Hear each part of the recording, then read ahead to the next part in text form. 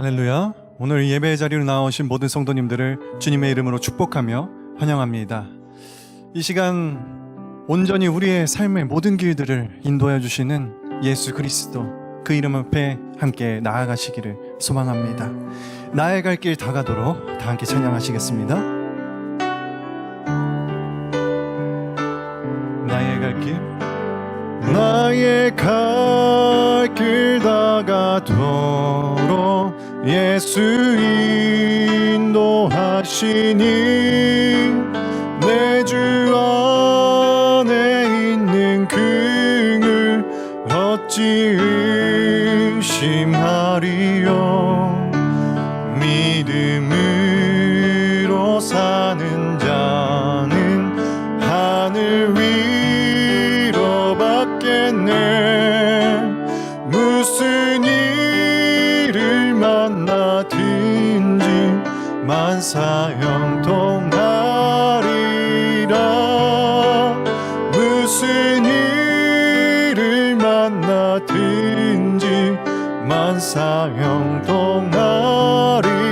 나의 갈 길, 나의 갈 길 나가도록 예수 인도하시니 어려움을 당할 때도 족한 은혜 주시네.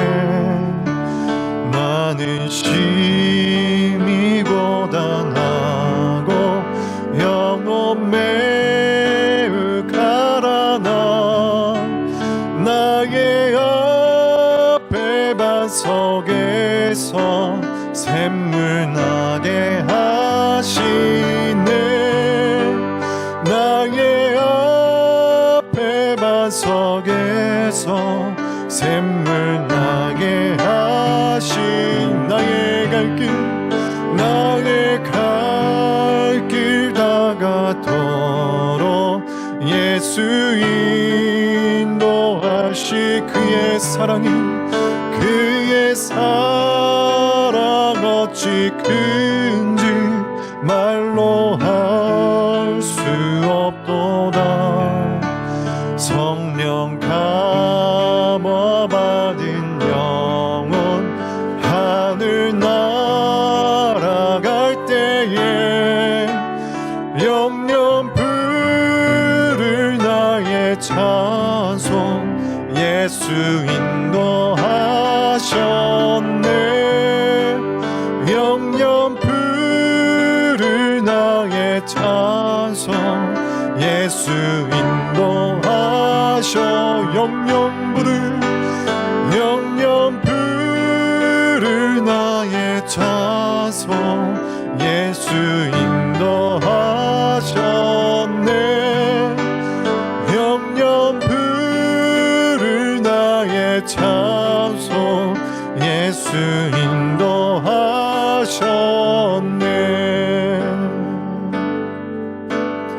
예수 어린 양 존귀한 이름. 예수 어린 양 존귀한 이름. 약할 때 강함 되시네. 나의 보배가 되신 주, 주 나의 모든 것. 주 안에 있는 보물을 나는 포기할 수 없네. 주 나의 모든 것. 예수 어린 양, 예수 어린 양 존귀한 이름. 예수 어린 양 존귀한 이 십자가 주셨네. 십자가 죄 사하셨네. 주님의 이름 찬양해. 주 나의 모든 것. 쓰러진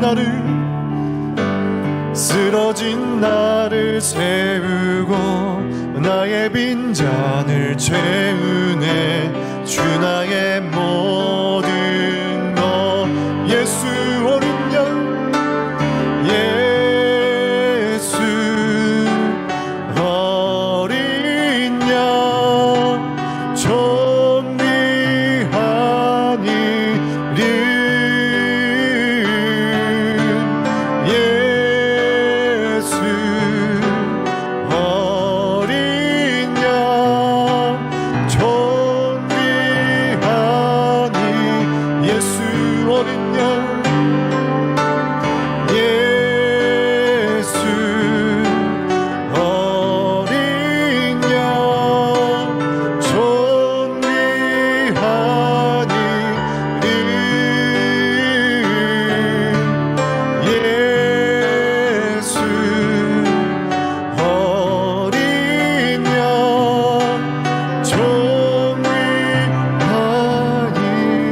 예수 어린 양,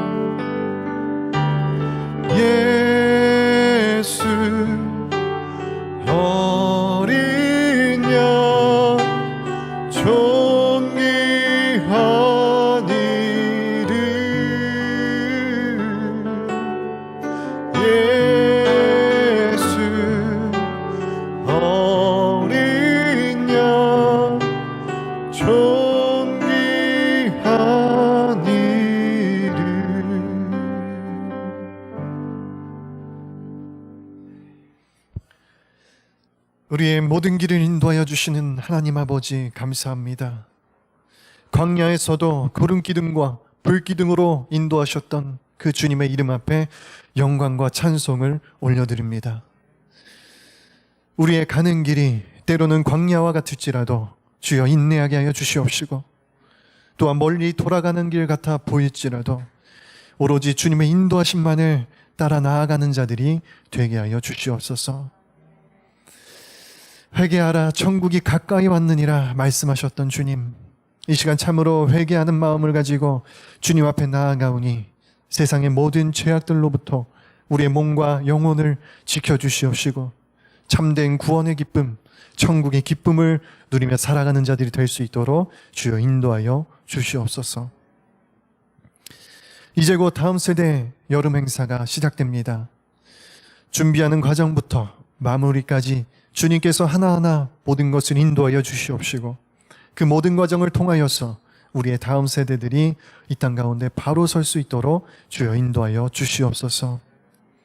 부모와 자녀의 관계가 회복되게 하여 주시옵시고 형제와 자매 간의 관계가 회복되게 하여 주셔서 온 가족이 주님의 사랑 안에서 하나 될 수 있는 시간이 될 수 있도록 주여 축복하여 주시옵소서. 성령의 인도하심을 따라 이제 예배의 자리로 나아갑니다. 오늘 선포되어지는 말씀 가운데 성령의 충만한 기름 부으심을 허락하여 주시옵시고 말씀을 듣는 우리 한 사람 한 사람이 그리스도의 한 몸 된 교회를 이루어 나가는 자들이 될 수 있도록 주여 인도하여 주시옵소서. 이 모든 말씀 우리 주 예수 그리스도의 이름으로 기도드렸습니다. 아멘.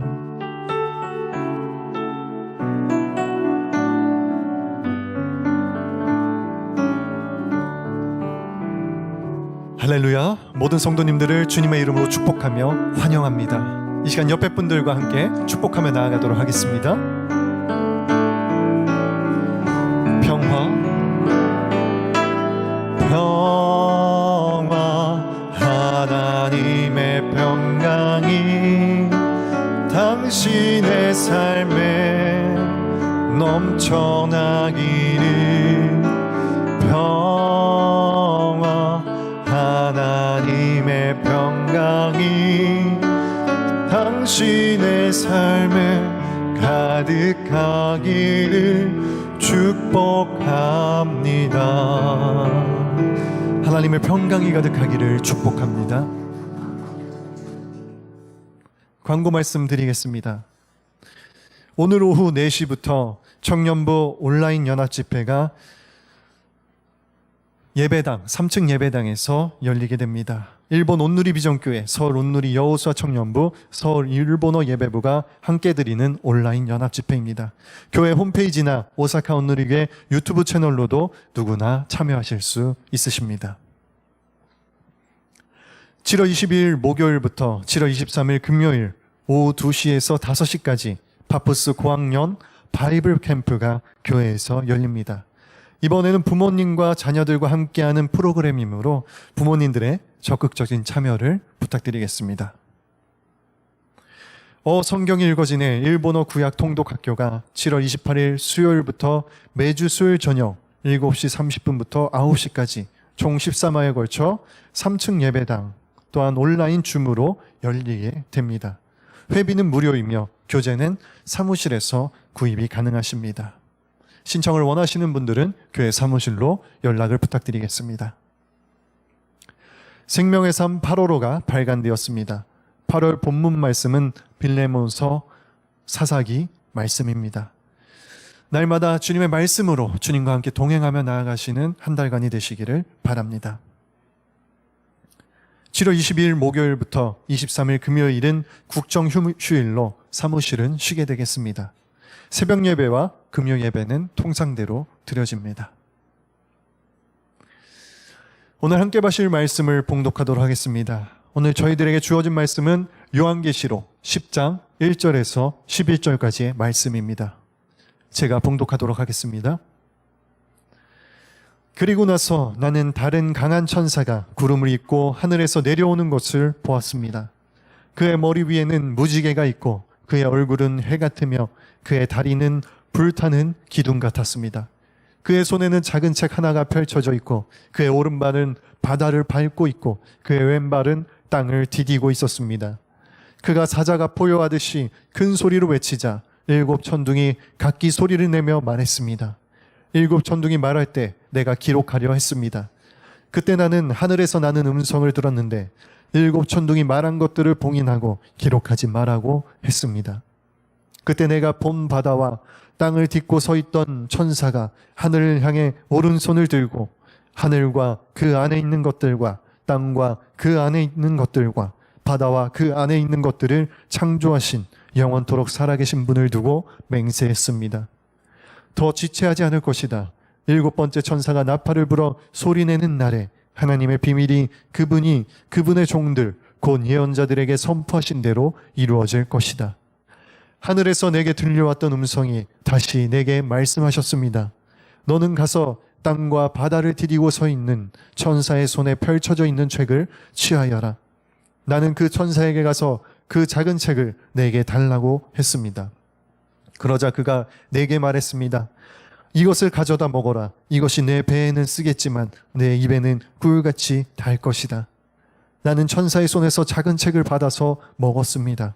그것이 내 입에서는 꿀같이 달았지만 먹고 난 뒤에 속이 썼습니다.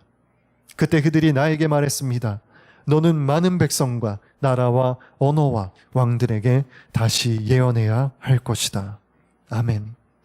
이 시간에는 이영선 목사님께서 천사와 작은 책이라는 제목으로 말씀을 전해주시겠습니다.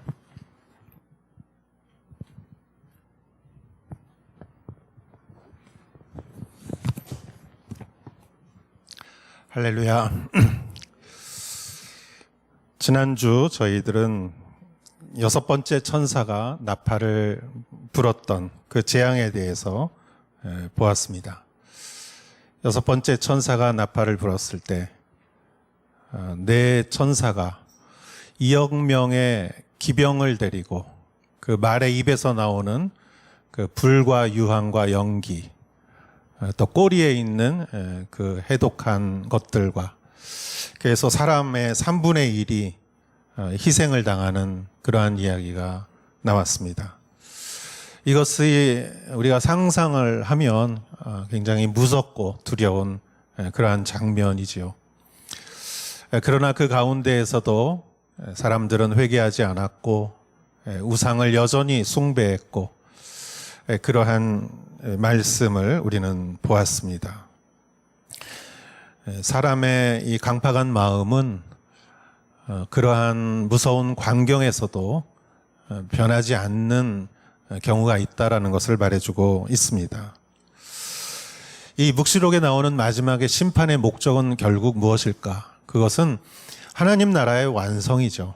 하나님 나라가 완성되고 그 백성이 결국은 승리하는 것이지만 그 과정이 굉장히 무섭고 그것은 심판을 받는 사람에게도 무섭지만 구원을 받는 사람에게 있어서도 그러한 지진과 그러한 불과 이러한 태양이 빛을 잃고 별이 떨어지고 이러한 모든 것들은 구원을 받는 사람에게조차 두려운 것이죠. 그래서 주님께서는 이 묵시록에 막간의 스토리를 넣어주십니다. 그래서 긍정적이고 밝고 희망적인 것, 그 스토리를 넣어주시는데 예를 들어서 그 7인을 띠는 재앙에 6번째 인을 띠고 이제 7번째 인을 띠는 그 사이에 두 가지의 스토리가 들어갑니다. 첫 번째는 14만 4천 명의 그 하나님의 인침을 받은 자들, 이스라엘 백성들이 나오죠. 그리고 두 번째 스토리에는 모든 열방과 민족과 백성들 사이에 흰옷을 입은 셀 수 없는 수없는 무리들이 나와서 찬양을 하죠. 구원하심은 보좌에 앉으신 우리 하나님과 여호와께 있도다. 이러한 찬양을 하면서 그러면서 하나님께서 그 모든 사람들의 눈물을 닦아주신다라고 나와 있습니다. 그래서 우리들이 흘린 모든 눈물을 주님은 닦아주신다라는 것이죠. 여러분, 이 무시무시한 요한계시록의 이런 재앙과 심판 사이에 주님이 우리의 모든 눈물을 닦아주신다라는 전혀 다른 메시지가 나올 때 믿는 자들은 그것을 보면서 아무리 저 재앙이 두렵고 심판이 두려워도 구원받는 자에게 주시는 하나님의 특별한 구원의 위로와 격려의 말씀에 그러한 마지막 심판을 견디어내는 그러한 힘을 얻을 수 있을 것입니다. 그런데 오늘 말씀도 마찬가지입니다. 이제 7번째 인을 띄었을 때 그것은 바로 7개의 나팔의 재앙의 시작을 알리는 서막이죠. 그리고 첫 번째부터 6번째의 천사들이 나팔을 불 때 일어났던 모든 재앙이 이제 있었고 7번째 나팔을 불려고 하는 그 사이에 또 이 막간 스토리가 긍정적이고 밝고 위로를 주는 그런 스토리가 시작이 되는데 오늘 말씀이 그 스토리의 첫 번째 이야기라는 것입니다. 오늘 말씀을 통해서 여러분 가운데 큰 위로와 또 은혜가 있기를 주의 이름으로 축원합니다. 1절과 2절 말씀을 보겠습니다. 그러고 나서 나는 다른 강한 천사가 구름을 입고 하늘에서 내려오는 것을 보았습니다. 그의 머리 위에는 무지개가 있고 그의 얼굴은 해 같으며 그의 다리는 불타는 기둥 같았습니다. 그의 손에는 작은 책 하나가 펼쳐져 있고 그의 오른발은 바다를 밟고 있고 그의 왼발은 땅을 디디고 있었습니다. 아멘. 자, 6번째 나팔을 분 천사의 재앙이 끝나고 이제 다른 강한 천사가 구름을 입고 하늘에서 내려오는 것을 사도 요한이 보았습니다. 그래서 이렇게 지금 적은 것이죠. 그의 머리 위에는 무지개가 있었다 그랬어요. 그 천사는 어떤 존재일까? 무지개가 있었다. 무지개는 노아의 홍수 이후에 하나님께서 노아에게 보여주신 약속의 징표였어요. 내가 다시는 이 물을 홍수가 나게 해서 육체를 멸하지 않겠다. 노아의 물로 심판하는 일을 하지 않겠다. 그리고 무지개를 보여주셨죠. 이 천사의 머리에 무지개가 있다는 것은 하나님의 언약, 하나님은 약속을 지키시는 하나님이시다라는 것을 상징하고 있다고 생각합니다. 그의 얼굴은 해 같으며라고 있었어요. 그의 얼굴은 해와 같다. 이것은 해는 밝음을 뜻하는 것이고 밝음은 죄나 악이나 이런 징벌에 속한 것이 아니에요. 어둠이나 이런 것들이 음침한 것이 죄나 악을 상징하는 것이고, 해는 밝고 긍정적이고 하나님에 속한 그러한 것을 상징하는 것이죠. 그래서 이 천사는 하나님의 위로와 하나님의 소망을 가져다주는 천사다라는 의미라고 생각합니다. 또 그의 다리는 불타는 기둥과 같았다. 불기둥. 여러분, 불기둥은 출애굽기에 이스라엘 백성들이 광야에서 그들이 광야 생활을 할 때 하나님께서 구름 기둥과 불 기둥으로 그 백성들을 인도해 주셨던 것을 우리는 기억합니다. 이 천사의 다리가 불 기둥 같았다라는 것은 이 천사는 말씀을 가져온 천사고, 이 말씀은 우리를 인도해 주는 존재다라는 것을 상징한다고 생각합니다. 2절에 보면은 그의 손에는 작은 책 하나가 펼쳐져 있었다. 자, 그의 손에는 책이 있었는데 작은 책이다. 다른 성경에 보면은 우리 오늘날과 같은 이런 책이 아니에요. 이렇게 넘기는 책이 아니에요. 옛날에 두루마리예요, 두루마리. 그렇기 때문에 두루마리 책은 펼치면 다 보이게 돼 있어요. 이 펼쳐져 있다라는 것이에요. 요한계시록 첫 부분에 앞부분에 나오는 책은 보좌에 앉으신 분이 오른손에 들은 책인데, 그 책에는 7개의 인이 찍혀져 있어서 그것은 어린 양 예수 그리스도만이 그 열수가 있었고, 그 누구도 그 책을 펼 수가 없었어요. 그러나 이 책은, 이 천사가 갖고 있는 책은 펼쳐져 있는 작은 책 하나.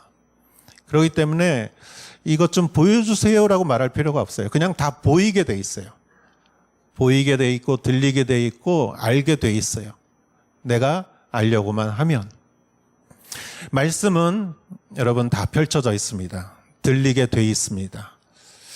우리가 안 들으려고 해서 안 들리는 거지, 말씀은 다 공개되어 있는 거예요. 옛날에는 말씀을 보기가 어려웠습니다. 옛날에는 성경책이 굉장히 비쌌어요. 지금은 인쇄술이 발달해서 인쇄로 책을 얼마든지 만들어내지만, 옛날에는 책을 다 썼어야 돼요. 필사했어야 돼요. 그 노동력과 그 시간과, 그리고 또 그 책을 쓰는 종이 같은 것도 보통 사람들이 구할 수 있는 것이 아니었어요. 그래서 보통 사람들은 성경책을 본다는 것은 상상할 수 없었고, 성경책을 본다고 해도 그거는 옛날에는 라틴어로만 써 있어서 라틴어만이 거룩한 언어다. 그래서 절대 다른 언어로 번역하는 것을 금지했습니다. 그래서 천주교의 사제들만이 라틴어를 공부하고 성경을 읽을 수 있었고, 그의 입을 통해서만이 성경이 들려진 것이지 보통 사람은 성경을 볼 수가 없었지만, 그러나 기술의 발달로 인해서 구텐베르크의 금속 활자를 발명함으로 인해서 인쇄술이 발달했고, 또 유럽에서 수많은 사람들이 목숨을 걸고 성경을 번역했습니다. 그 당시에 성경을 번역한다는 것은 화형감이었어요. 그래서 많은 성경 번역자가 화형을 당하고 순교를 당했어요. 그러나 그들이 목숨을 걸고 성경을 자기의 각 지역의 모국어로 번역을 하고 인쇄를 하고, 그래서 많은 사람들이 성경을 읽기 시작하고 성경의 내용을 깨달았어요. 사제들이 말해주는 성경이 아니라 자기들이 성경을 읽고 자기들이 깨달은 성경. 그래서 많은 사람들의 인식이 굉장히 높아졌고, 그랬기 때문에 종교개혁이 가능했던 것이죠. 그때 일어났던 것이 종교개혁이었습니다. 인쇄술과 또 번역하는 일이 없었다면 종교개혁은 결코 일어날 수가 없었던 것이죠. 우리는 이 역사적인 일을 보면서 말씀은 능력이다라는 것을 깨달을 수 있습니다. 말씀은 능력입니다. 그리고 말씀은 펼쳐져 있습니다. 여러분, 우리가 눈을 뜨고 보려고만 하면 누구든지 성경을 볼 수 있고, 일본어로도 볼 수 있고, 한국어로도 볼 수 있고, 요즘은 성경을 들을 수도 있고, 드라마처럼 들을 수도 있고, 정말 우리는 좋은 시대, 그런 시대에 살고 있는 것이죠. 마지막 날 이 천사도 성경은 펼쳐져 있다는 것을 보여주고 있습니다. 그리고 그의 오른발은 바다를 밟고 그의 왼발은 땅을 디디고 있었습니다. 바다를 밟고 땅을 디딘다는 것은 말씀이 이 세상에 다 전파됐다는 것이에요. 이 종말의 날은 복음이 다 전파됐을 때 종말이 오는 것이죠. 말씀은 지금도 전파되고 있습니다. 지금도 번역되고 있고, 지금도 인쇄되고 있고, 지금도 전해지고 있습니다. 온 세상에 종말이 올 때까지. 이 천사는 말씀을 들고 바다와 땅에 발을 디디고 서 있었다. 사도 요한은 이 천사를 만나고 있는 것이죠. 3절과 4절을 읽겠습니다. 그가 사자가 표효하듯이 큰 소리로 외치자 일곱 천둥이 각기 소리를 내며 말했습니다. 일곱 천둥이 말할 때 내가 기록하려 했습니다. 그때 나는 하늘에서 나는 음성을 들었는데 일곱 천둥이 말한 것들을 봉인하고 기록하지 말라고 했습니다. 그 천사가 사자처럼 표효하듯이 큰 소리로 외치자 이번에는 일곱 천둥이 각기 소리를 내며 말했다. 요한은 그 천둥이 말하는 소리를 듣고 그것을 다 적으려고 했어요. 왜냐하면 이 사도 요한의 사명은 적는 것이기 때문이에요. 본 것을, 들은 것을 그는 적어야 했고 그것을 각 교회에 전달해 줘야 했고 그가 적었기 때문에 오늘날 우리가 이 말씀을 볼 수가 있는 것이죠. 그래서 그의 직분에 충실하게 그는 적으려고 했지만 이 일곱 천둥이 말하는 것들은 봉인해라. 이것은 기록하지 마라. 그랬어요. 그래서 오늘날도 우리는 그 내용은 알지는 못합니다. 아마 천국에 가서 우리는 물어봐야 될 거예요. 무슨 말씀을 하셨는지. 5절에서 7절까지의 말씀을 보겠습니다. 그때 내가 본 바다와 땅을 딛고 서 있던 천사가 하늘을 향해 오른손을 들고 하늘과 그 안에 있는 것들과 땅과 그 안에 있는 것들과 바다와 그 안에 있는 것들을 창조하신 영원토록 살아계신 분을 두고 맹세했습니다. 더 지체하지 않을 것이다. 일곱 번째 천사가 나팔을 불어 소리내는 날에 하나님의 비밀이 그분이 그분의 종들 곧 예언자들에게 선포하신 대로 이루어질 것이다. 아멘. 5절 그때 내가 본 바다와 땅을 딛고 서 있던 천사가 하늘을 향해 오른손을 들었다. 그리고 6절 하늘, 땅, 바다 그리고 그 안에 있는 모든 생물을 창조하신 분 누구죠? 창조주 하나님이시죠. 하나님의 이름으로 그 이름을 걸고 맹세한다. 이 천사가 무슨 맹세를 하냐? 중요한 말이기 때문에 맹세한다고 했겠죠. 더 지체하지 않을 것이다. 그가 한 말은 더 지체하지 않을 것이다. 다른 말로 하면은 시간이 많지 않다. 시간이 많지 않다. 왜? 왜냐하면은 7절에 예언자들에게 선포하신 대로 이루어질 것이다. 즉 모든 종말은 정해져 있습니다. 그 시간은 정해져 있고 우리는 알지 못하지만 그리고 그것은 변함이 없는 것이죠. 그렇다면 그때까지의 시간은 없습니까? 더 지체하지 않으리라. 시간이 없다라고 생각하십니까? 여러분 어떠세요? 종말까지 시간이 없습니까? 아니면 우리의 인생의 종말까지 시간이 없습니까? 나는 아직 건강하고 젊은데 그래도 시간은 좀 많다고 생각하지 않습니까? 여기서 이 천사가 하는 말은 무슨 말이냐? 회개할 시간이 많지 않다라는 것이에요. 시간이 많지 않다. 회개할 시간이 많지 않다. 지금 하지 않으면 사실 많은 것은 아니다. 지난주에도 말씀드렸습니다. 회개는 반성이 아닙니다. 회개는 방향 전환이에요. 내가 내 기준, 내 생각, 내 원함을 정해놓고 하나님 내가 원하는 건 다 들어주세요. 우리의 기도도 때로는 그런 기도가 할 때가 있어요. 그러나 여러분 내가 내 뜻을 가지고 하나님조차 내 뜻에 맞추려고 하는 게 우상 숭배고 하나님의 뜻을 알려고 말씀을 이렇게 연구하고 말씀을 보고 하나님의 뜻을 알고 어떻게든지 나를 하나님에 맞추려고 하는 게 회개예요. 우상 숭배와 회개는 어떻게 보면 가깝습니다.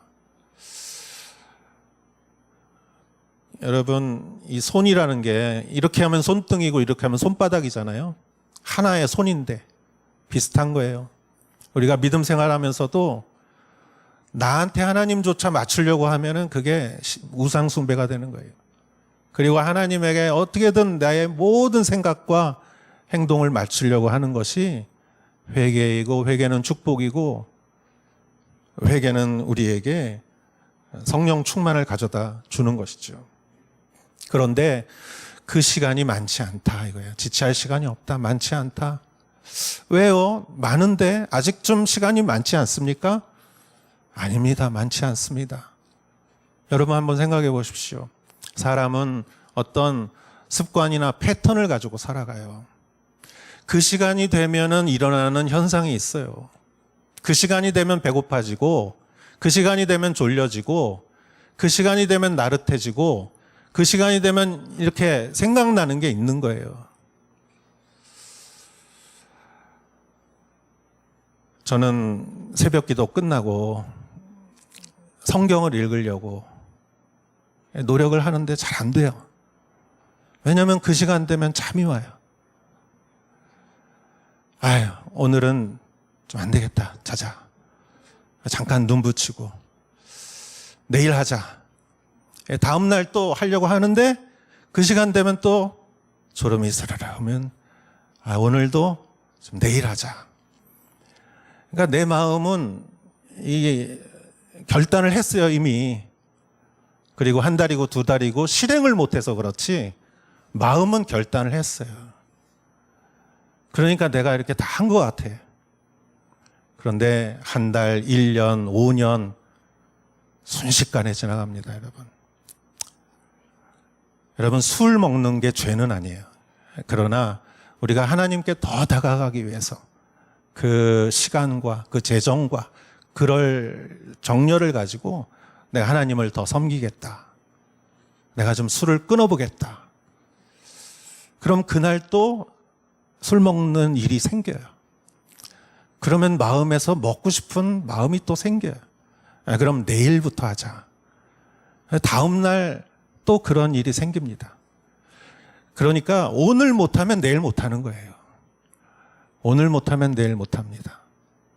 내가 좀 성경을 읽겠다라는 것과 내가 좀 기호품을 바꾸겠다라든가 내 생활을 좀 바꾸겠다는 것, 이러한 것들이 사실은 하나님이 기뻐하시는 일에 나를 맞추겠다는 거죠. 그런데 이상하게 오늘 못하니까 내일 못하고 내일 못하니 내일이 오늘이 되니까 또 오늘 못하겠더라고요. 그리고 시간은 갑니다. 너무 빨리 갑니다. 2년, 5년, 10년이 정말 많이 갑니다. 저는 미국에서 이렇게 몇 년 살았지만 영어가 잘 안 돼요. 영어를 열심히 해야 되겠다 했는데 조금 하다가 그만뒀어요. 그러고 보니까 1년이 지나고 2년이 지났어요. 그래서 뒤로 이렇게 뒤돌아보니까 매일매일 공부했으면 지금 좀 잘할 텐데 그런 생각만 드는 거예요. 여러분, 이것은 무엇입니까? 시간이 없다는 것이에요. 지금 여기서 하지 않으면 내일 못합니다. 우리는 항상 종말을 살아야 하는 것이죠. 할렐루야. 회개할 시간이 많지 않다는 것이죠. 8절에서 11절까지의 말씀을 보도록 하겠습니다. 하늘에서 내게 들려왔던 음성이 다시 내게 말씀하셨습니다. 너는 가서 땅과 바다를 디디고 서 있는 천사의 손에 펼쳐져 있는 책을 취하여라.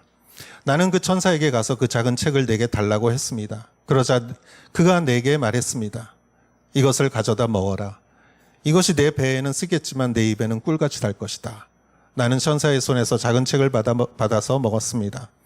그것이 내 입에서는 꿀같이 달았지만 먹고 난 뒤에 속이 썩었습니다. 그때 그들이 나에게 말했습니다. 너는 많은 백성과 나라와 언어와 왕들에게 다시 예언해야 할 것이다. 자, 하늘에서 들려왔던 음성이 이제 너는 가서 땅과 바다를 디디고 있는 천사의 손에 있는 책을 좀 받아라. 그 책을 받아라 그랬어요. 그래서 9절에 이 사람이 요한이 천사에게 가서 그 책을 나한테 좀 주시오 그랬어요. 그랬더니 그 천사가 이것을 가져다가 먹어라 그랬어요. 먹어라. 그리고 이것은 네 배에는 쓰겠지만 네 입에는 달 것이다. 책을 먹는다는 것도 좀 상상하기 어려운 일이지만 같은 책인데 먹을 때 입에서는 달고 배에서는 쓰다. 이 표현이 좀 독특한 표현이죠. 그런데 여러분, 이 말씀 책이 입에 달다라는 표현은 사실 구약 성경에도 나오는 표현입니다.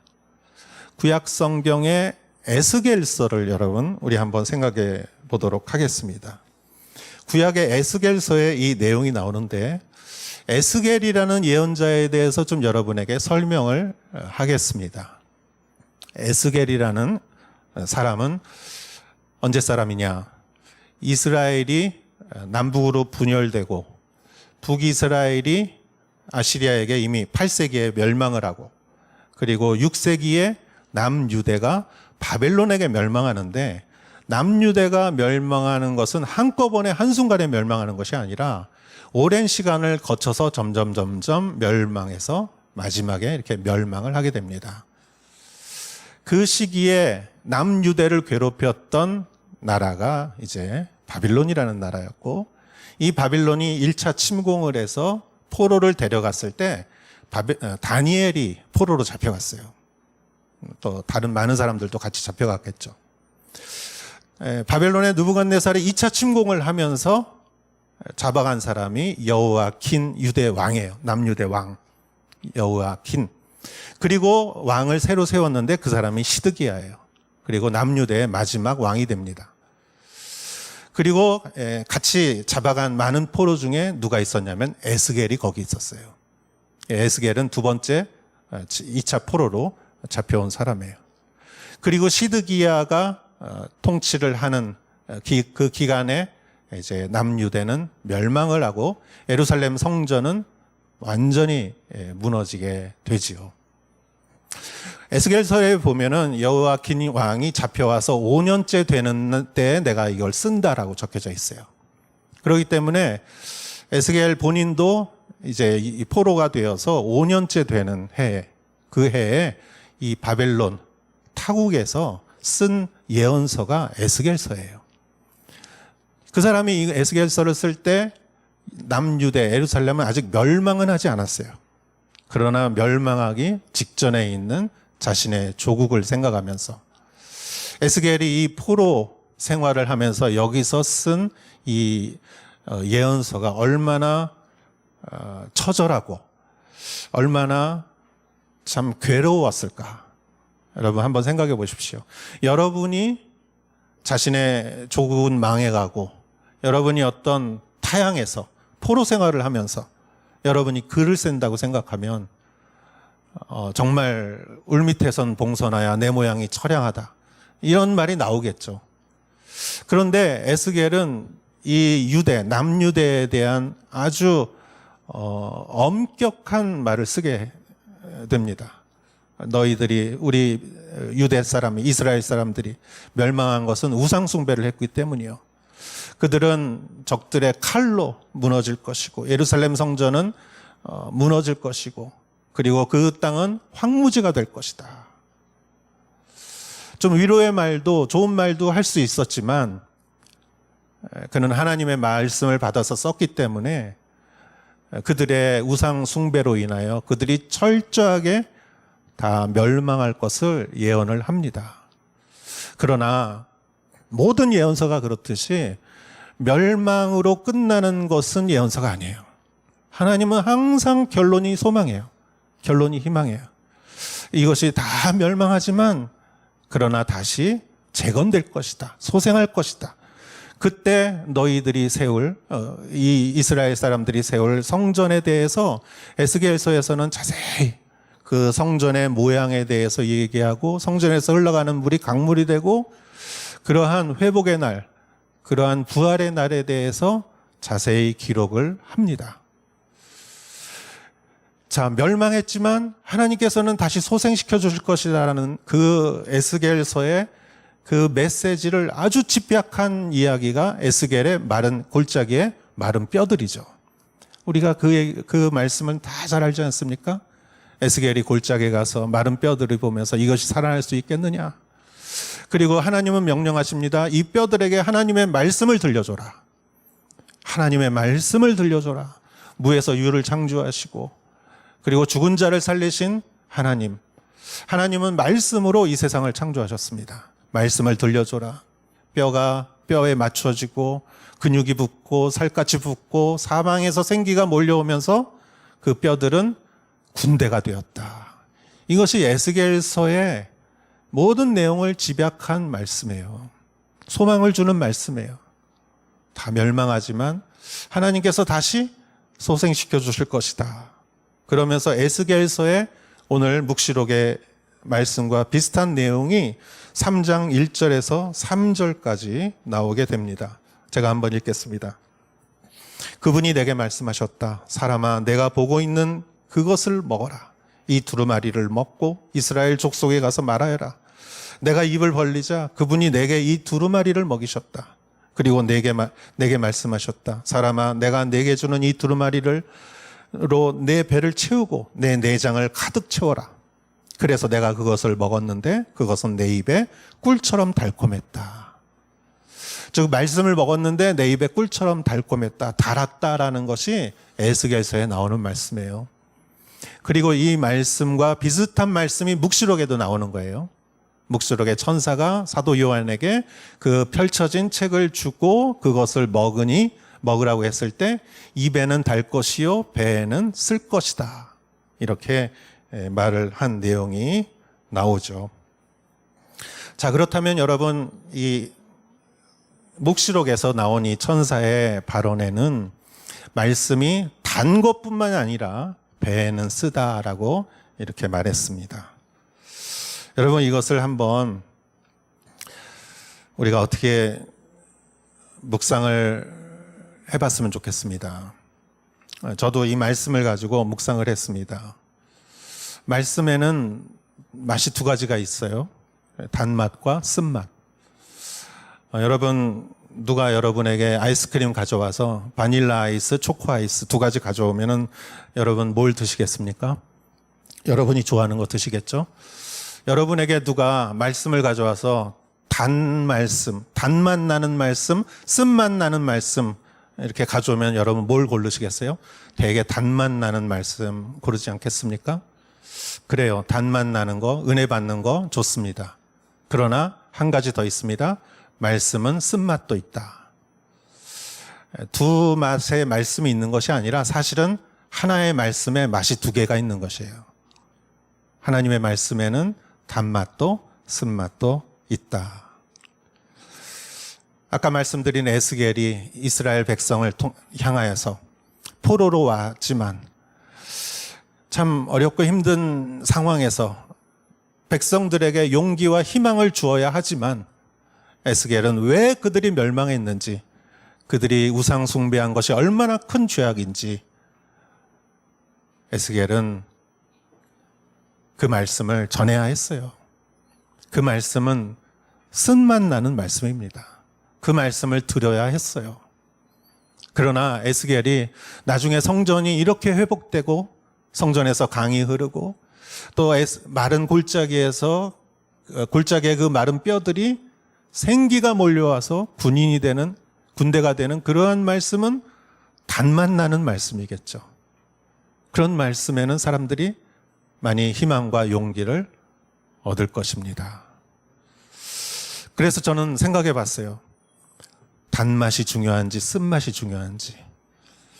그런데 결론은 단맛도 중요하고 쓴맛도 중요하다. 이겁니다. 제가 다른 성경 이야기를 좀 하겠습니다. 출애굽기를 우리는 지금 묵상하고 있습니다. 생명의 삶을 통해서 이제 내일 출애굽기가 끝납니다. 40장으로 출애굽기는 끝나는데 출애굽기는 모세의 탄생부터 해서 모세가 이집트를 떠나 시내산에서 하나님을 만나고 다시 이집트로 돌아가서 백성들을 데리고 시내산에 와서 시내산에 머무는 그 1년 정도의 이야기가 출애굽의 모든 이야기예요. 거기서 시내산에서 말씀을 받고 그들이 이제 새롭게 태어나는 그런 말씀이고 이제 시내산을 출발하는 얘기가 민수기에 나와요. 이집트에서 시내산까지 왔고 거기서 출애굽기는 끝나고 이제 민수기에서는 그 민수니까 사람들의 수를 셌다. 인구 조사를 하고 그리고 이제 약속의 땅을 향해서 떠났습니다. 그게 민수기죠. 그리고 그들이 간 곳이 바로 가데스 바르네아, 가데스 발데아. 거기서 그들이 무슨 일을 하죠? 12명의 정탐꾼을 보냅니다. 그들이 들어가야 할 가나안 땅, 약속의 땅, 그 땅에 40일 동안 12명의 정탐꾼이 들어가서 그 땅을 샅샅이 조사하고 돌아옵니다. 그리고 그들이 보고하는데 갈렙과 여호수아 2명을 제외하고 나머지 10명은 이렇게 보고를 합니다. 그 땅의 백성들은 거인이요, 성벽은 높고 그들의 눈에 우리는 메뚜기로 보임이 틀림이 없다. 그들의 눈에 우리는 메뚜기로 보일 것이다. 그 말을 했을 때 이 400년간 노예로 생활했던 이 백성들은 자존감이 없었던, 상처로 얼룩졌던 백성들은 그 말이 꽂힌 거예요. 그 말이 클릭됐어요. 메뚜기라는. 여호수아와 갈렙은 그들은 우리의 밥이다라고 했는데 밥이다라는 말은 와닿지 않았어요. 그들의 안에 있는 상처는 메뚜기라는 말을 클릭했어요. 그리고 이 사람들이 다 뒤집어졌어요. 안 가겠다, 못 가겠다, 왜 여기까지 데려왔느냐. 이집트에서 잘 살고 있는데 왜 여기까지 데려왔느냐. 그리고 약속의 땅에 들어가기를 거절했습니다.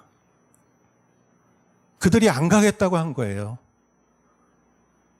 그래서 그들은 이집트에서 시내산에서 가데스 발데아, 여기까지 오는 이 모든 일정이 2년, 그리고 가데스 바네아 근처에서 그들은 38년을 살았어요. 그래서 광야가 40년인 거예요. 2년 플러스 38년. 38년을 거기서 살았어요. 못 들어가겠다 이거예요. 여러분, 그동안 그들이 뭘 먹었습니까? 뭘 먹었죠? 광야에서 만나를 먹었어요. 만나는 뭡니까? 하늘에서 주신 떡이에요. 여러분 생각해 보십시오. 38년 동안 하늘에서 주신 떡을 먹었어요. 그 만나를 먹은 백성들은 그 사람들밖에 없어요. 이게 웬 은혜입니까? 그러나 38년을 그들은 단맛 나는 말씀만 먹고 살았어요. 은혜만 받고 살았습니다. 그리고 약속의 땅에 들어가지는 못했습니다. 그 후손들 2세대들, 그들은 이제 광야에서 태어난 세대들, 아니면 출애굽기 할 때 어렸던 아이들, 2세대가 나이가 들었어요. 그 38년이 지나고 나서 모세가 그 다음 세대를 데리고 모압 땅에 가서 그들에게 메시지를 합니다. 그게 신명기죠. 그리고 너희는 이제 요단강을 건너 이 약속의 땅으로 들어가라.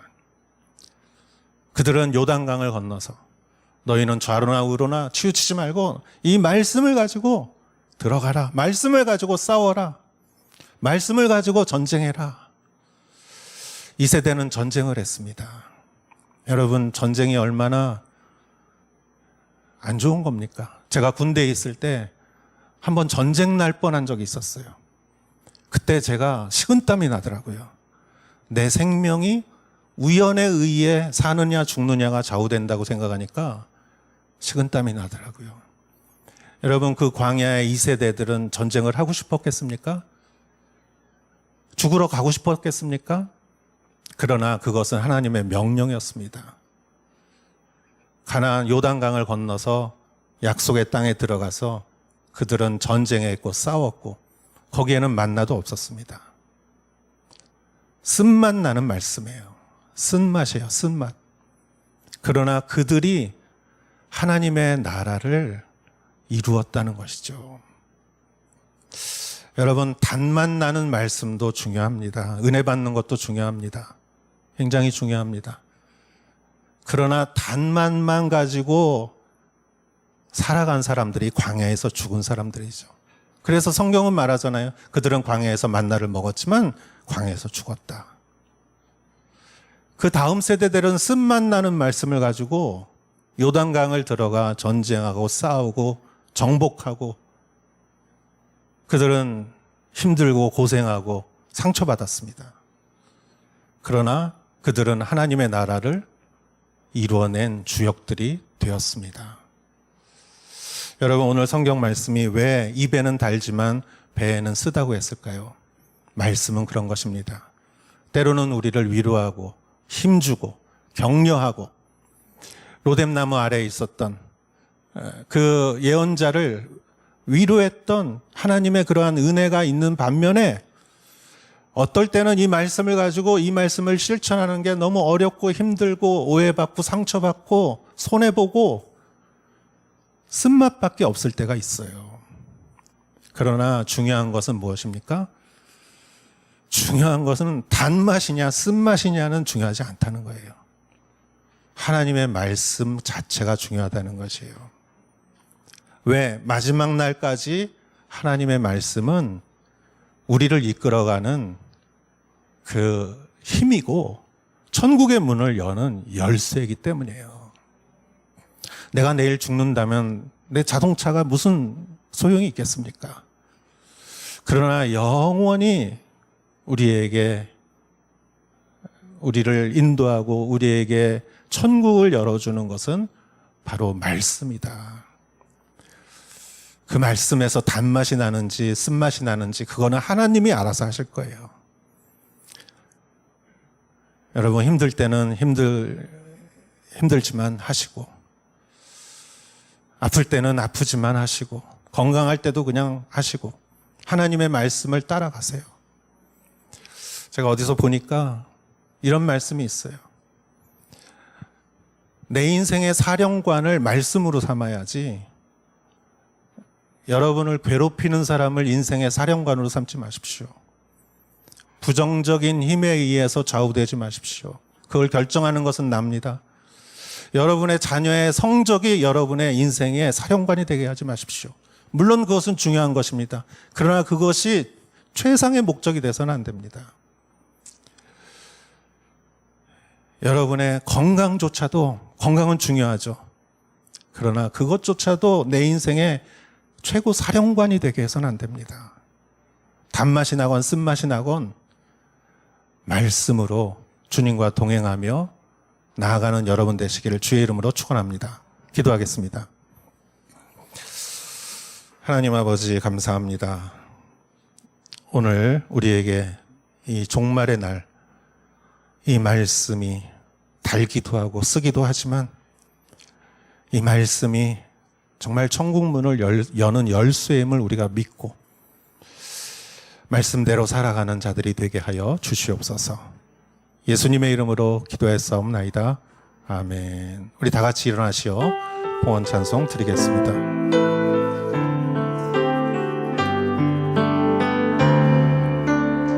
힘으로 되지 않고 능력으로 되지 않는 오직 나의 영으로 인해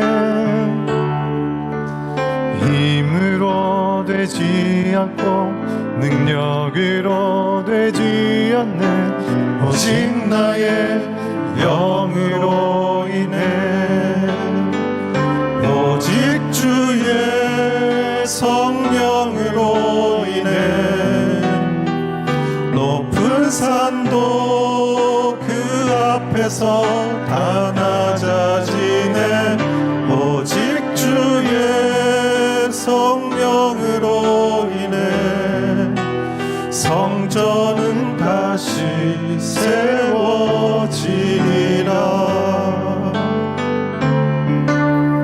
힘으로 되지 않고 능력으로 되지 않는 오직 나의 영으로 인해 힘으로 되지 않고 능력으로 되지 않는 오직 나의 영으로 인해 오직 주의 성령으로 인해 높은 산도 그 앞에서 다 낮아지네. 오직 주의 성령으로 인해 성전은 다시 세워지리라.